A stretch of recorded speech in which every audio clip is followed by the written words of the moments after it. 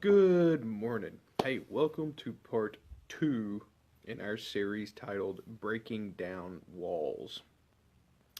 We're going over the most commonly known story in the Bible about breaking down of walls, and that's the fall of Jericho, where the Israelites took down the walls of Jericho, and we're applying what we can learn from that into our lives and how we can break down our own walls. So that's the concept this week. Yesterday we talked about how our focus needs to be on God and not our problem because God is stronger, more powerful than any problem we could have, period. So, are we putting our problems above God and saying, God, you can't fix this? Or are we putting God above our problems and saying, God, you got this? This is all you. Today, we're going to move on to God's plan. God has a plan, okay? And we're going to move on to God's plan for our problems. And we're going to read again in Joshua chapter 6 over the Israelites attacking Jericho. And I want to read you the plan God gave them. We're going to start in verse 3, where it says, You, meaning Joshua, and your fighting men should march around the town once a day for 6 days. Now, that's not it. 7 priests will walk ahead of the ark, each carrying a ram's horn. So, not only did Joshua and his fighting men have to walk around the town of Jericho, but 7 priests carrying a ram's horn walked in front of them. Behind them walked men carrying the Ark of the Covenant. So they weren't just out on a joy stroll. They marched. They were in formation. They carried the Ark with them and were following the Ark. Let's keep reading. When you hear the priest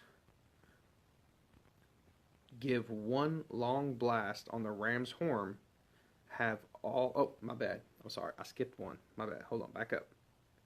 So the 7 priests will walk ahead of the ark, each carrying a ram's horn. Okay, here we are. On the seventh day, you are to march around the town 7 times, with priests blowing the horns. When you hear the priest give one long blast on the ram's horns, have all the people shout as loud as they can. Then the walls of the town will collapse, and the people can charge straight into the town. Now, how weird does that sound? I mean, you want us to march around the town once a day for 6 days? Okay. Fine. We'll find a hole. We'll find a crack. We'll find a flaw, right? But on the 7th day, you want us to march around it 7 times. Jericho was no small village. It was a city. It was a big town with walls, 2 walls surrounding it. This was no small task to march around it 7 times.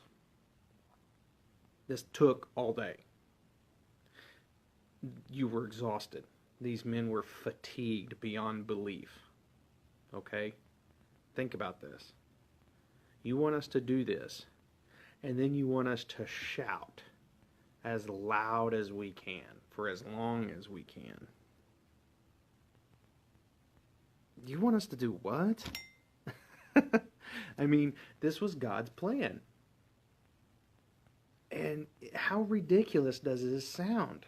I mean, stop and think. If God told you, I'm going to give you this whatever, but you need to march around it one time a day for 6 days, and on the 7th day you march around it and then you scream as loud as you can, and it'll be yours. You can just walk right in. How ridiculous does that sound? It sounds pretty ridiculous. It really does. But these are God's plans. God gives weird plans. If you think I'm wrong, if you think I'm blowing this out of proportion, God told Abraham to sacrifice Isaac. His only son. Go sacrifice him to me on the mountain. Make him carry the firewood too. God told a leper. I'm sorry. Not yeah. No, it's good. Let's go. God told the leper to wash in the river 7 times to cleanse himself. That's why wouldn't he cleanse himself the first time? Why not the 5th time? Why did that have to be 7 times? God told Gideon. God told Gideon he had too many men to go fight, and to cut it back to 300. 300 men to defeat an army. And Gideon did. All these men did what they were told. But the point I'm making is God's plan might seem a little unconventional. And that's what you need to understand. When you have walls in your life, God's going to give you a plan to tear those walls down. But that plan is probably going to seem unconventional to you. Okay? You might be, why do I have to do this? The key thing to remember here, when God moves in our lives, it is very key that people know it is God moving. It is God's power, God's glory, God's gift to us, not us. It's not us. It's God. How can we be a reflection of God if we do everything on our own? How can we be a shining light of God's glory if we do everything ourselves? It's got to be God. People have to see God providing for our needs. People have to see God destroying our walls and giving us His promises. What does that take? Glad you asked. Jump over to Jeremiah. In the book of Jeremiah, chapter 29, God says this, verse 11. I, God, know the plans I have for you. They are plans for good, not for disaster, to give you a future and a hope. Right? God knows the plans. They're plans for good. They're plans for future and hope. That's what I was just talking about. Not disaster. Okay? But jump to verse 13. What does 13 say? It says, if, the Bible in its if statements, if you look for me, how? Wholeheartedly, you will find me. If you look for me wholeheartedly, you will find me. God's plan for you to break down your walls is going to seem unconventional. But you have to give it all to God. Wholeheartedly seek Him. And He will reveal the plan. He will tell you what to do. He will give you one step at a time to defeat your enemies, to defeat these walls, to tear them down. I got one more for you. Romans 8. Romans 8 verse 28 says this.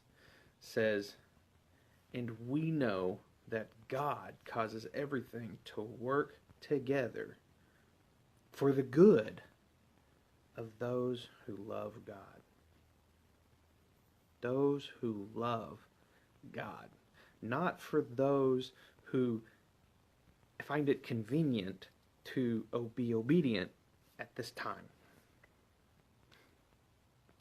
See what I'm saying? Loving God is not about, I'm in a problem and I need your help, God, so I'm going to love you, I'm going to seek you wholeheartedly, and I'm going to do what you tell me to do. It's about being obedient at all times. That's loving God. Being obedient. Being God's light to everyone. How can people see God in you? By your obedience to Him. through your obedience to Him, God will be prevalent, present, visible to everyone.